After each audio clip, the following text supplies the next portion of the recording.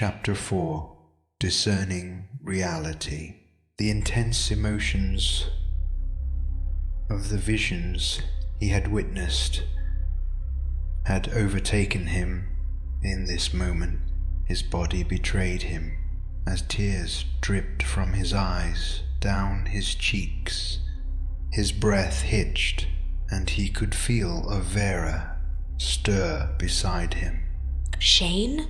Avera's voice was groggy but alert. She could sense the shift in his emotions, the intensity of his thoughts. He spoke to her in a slightly trembling voice, saying, I had a vision, his voice echoing slightly in the quiet room. He released a heavy sigh, a mixture of awe and confusion coloring his words. He spoke again, saying it was so real, so vivid. Avera propped herself up on one elbow, her eyes scanning his face with quiet concern. What did you see? She inquired with concern as she observed Shane rubbing his eyes with the back of his hand, struggling to articulate the vividness of his vision. It was my past lives, he began, his voice a low murmur. I saw myself as Ninurta or Indra. I was there, Avera, fighting, leading, protecting, killing. Avera reached out, taking his hand in hers. She gave a comforting squeeze, her thumb rubbing soothing circles on his skin. That's who you were, Shane. That's who you are. He nodded, swallowing hard. It's just all of this.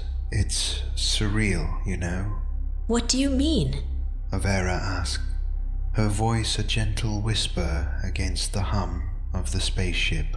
Back on Earth, my life was ordinary, he confessed, his voice barely above a whisper. I was just Shane. I worked a job, paid my bills, went about my day.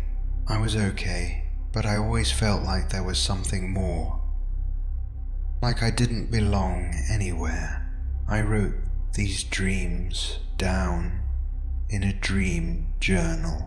You were just a dream to me, and all of this was just things people who read tarot cards would say to me. I thought perhaps I just allowed it to consume me. The more I discovered myself through meditation, the more I desired to see your face. I began to feel like I was insane. I couldn't tell anyone but a select few about these dreams, because people of Earth are so close-minded. Shane grew silent and looked at Avera before he heard her voice speak yet again. And now you found it, Avera said, her gaze unwavering. You are Dadara. You are Ninurta. You are Indra. And now you are going to be a father. Shane's heart fluttered at her words. Yes, his life had changed drastically, but in the most extraordinary way. He was more than he'd ever imagined. His life intertwined with the cosmos in ways he never dreamed of. He spent so long on Earth feeling like nothing to no one, yearning for more. But he often wondered that since his mother passed away months prior, if this was all a world he built within his mind, a world where he felt safe or important in the eyes of someone else. And at the heart of it all was Era, the woman he loved, and the mother of his child. Yes, Shane said, a soft smile spreading across his face. I have found it, and I wouldn't change it for anything. With those words, they settled back into their shared warmth. The weight of their conversation, a comforting blanket around them. He laid staring at the ceiling of the room. As he looked over, noticing Avera drifting back asleep, he knew his human mind was struggling to grasp the understanding of this new reality and what it held for him. He knew he would have to fight to suppress these thoughts or emotions, as all the beings surrounding him were telepathic. His mind and heart was as transparent as glass for them. Shane finally fell into a deep, peaceful slumber. The visions from Sharu fading into the recesses. His chest rose and fell in a steady rhythm. Avera opened her eyes, unable to sleep herself, and watched him for a moment longer before carefully extracting herself from their embrace, getting up and clothing her nude frame in her dress before stepping outside of the room. Padding through the ship, she made her way to Carnissa's quarters. The Lyran feline sat in meditation. At Avera's entrance, she roused from her state, her gaze turning to the blue-skinned woman. Carnissa. Avera greeted, her voice soft. We need to talk about Shane. The Irma nodded, her tail curling around her body. You mean Dadara? She corrected, gently, acknowledging his celestial identity. Avera sighed, nodding in agreement. Yes, Dadara. He's fragile. Emotionally. Carnissa tilted her head slightly, her gaze thoughtful. He is new to this. She pointed out. It is a lot for him to take in. Avera spoke and admitted. I know, but he's strong. He's always been strong in every life. The journey to Arcturus. The Akashic Records. It will be a lot. His soul is an Orion, but the vessel he is within is human. The feline nodded, her green eyes reflecting understanding. We will be there for him. Avera and the Akashic Records will not harm him. They will provide insight, guidance. Avera nodded, comforted by Carnissa's words. I hope so. I love him, Carnissa. I want to protect him. Carnissa replied. We all do. He is our friend, our ally, and for you, Avera, we will support him on this journey. With those comforting words, Avera left Carnissa to her meditation. She walked down the corridors to the center of the ship, accessing the Earth files about Shane. She spent hours reading over the files of his life that was observed by various beings who were tasked with watching him. She could see how the Archons attempted to infiltrate his life by using one of his siblings on Earth as a vessel. She also witnessed the pain he felt at the loss of his Earth mother and could see in real time the very moments of that event. She watched as he stood in the hospital, watching her cling to life, only for it to fade within an instant. The anguish he felt as he assisted carrying her casket to her final resting place. Avera couldn't help but to feel overcome with emotions as he replayed his childhood, where he would cry out to anyone who would listen to provide him comfort and help, but he was forced to deal with silence because he had to be conditioned to survive without interference until this moment. She wiped the tears from her eyes as she stepped away from the files that were collected by the Galactic Federation of Light, returning to their shared quarters. As she watched Shane sleep, she felt a surge of love for him. Avera slipped back into bed with Shane. She allowed her thoughts to wander, her mind turning to their impending journey to Arcturus and the Akashic records. The records were a cosmic library of sorts, holding the knowledge and experiences of every soul in the universe.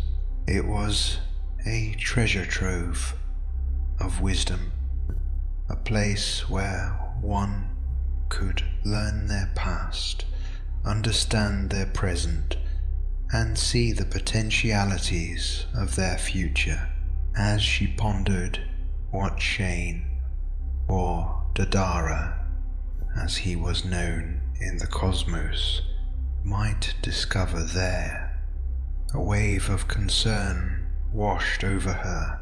She could not predict how he might react to the wealth of information he was about to encounter, or how it might impact his already fragile emotional state.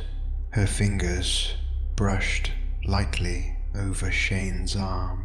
She leaned closer, pressing a soft kiss on his temple. She made a silent vow, then and there, to stand by his side, to be his rock and his solace through this tumultuous journey. Hours passed, the ship humming softly as it hurtled through the cosmic expanse towards Arcturus. As Avera watched Shane, her thoughts turned to their unborn child, a symbol of their extraordinary love. This child would be a beacon of hope, a testament to their union that transcended time, space, and species. It brought her a sense of joy and anticipation, despite the daunting journey that awaited them. As the first light of the distant Arcturian sun filtered into the room, Avera closed her eyes, drawing Shane closer. Whatever awaited them in the Akashic records, whatever truths they were about to uncover, they would face it together.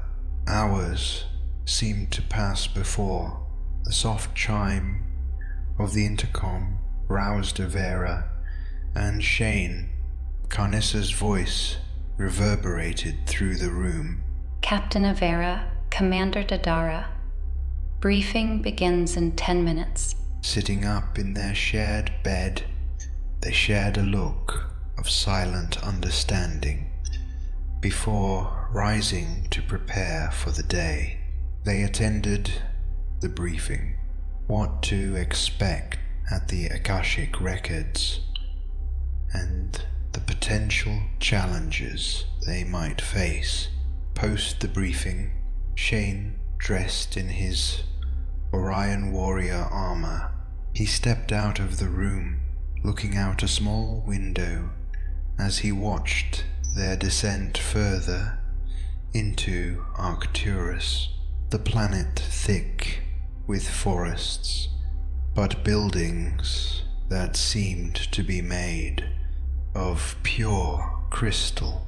Shane walked further through the corridors, entering the main room as the craft docked. He stepped out the ship's door as it opened, breathing in the air of Arcturus, which smelled of strong flowers, such as hibiscus, which he thought was odd. His view focused on a group of beings approaching him. Some of these beings had purple skin, and others had azure blue skin, similar to Avera. But these beings were bald. His eyes remained fixated, as no words were exchanged vocally, but telepathically. He knew everything they desired to say to him. He was led into a pyramidal-shaped temple that was made of pure crystal and gold, and emitted such energy that could instantly make you enter a trance. He stopped before his feet entered the building, taking a brief moment to look around and observe Arcturus. The sky was a orange and teal color, with strange birds flying through the air and unique insects floating that were similar to lightning bugs on Earth. He turned his attention back as the group of Arcturians awaited, a tangible anticipation humming in the air around him. Taking a deep breath, he stepped inside, his heart pounding in his chest. Within the Akashic records, he found himself in an infinite expanse of information and knowledge, each bit recorded and preserved with the utmost precision. It was breathtaking, overwhelming, and Shane felt an inexplicable sense of homecoming as an Arcturian being approached, him placing him before a portal in a room that was empty. He looked into this watery portal, and anything he could imagine would show up, and any event. Then an image flickered into his mind, drawing his attention. It was of Sirius B, and within a tech facility. He saw it, his original Orion body. It was tall and muscular, with a strong jaw shadowed by a beard. The body was adorned in space armor, a stunning amalgamation of black and gold that shimmered with an almost ethereal light.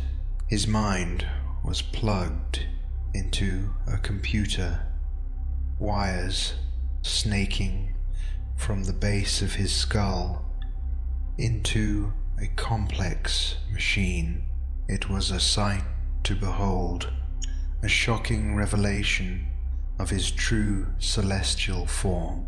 He stood there in the infiniteness of the Akashic records, staring at the image of his original Orion body.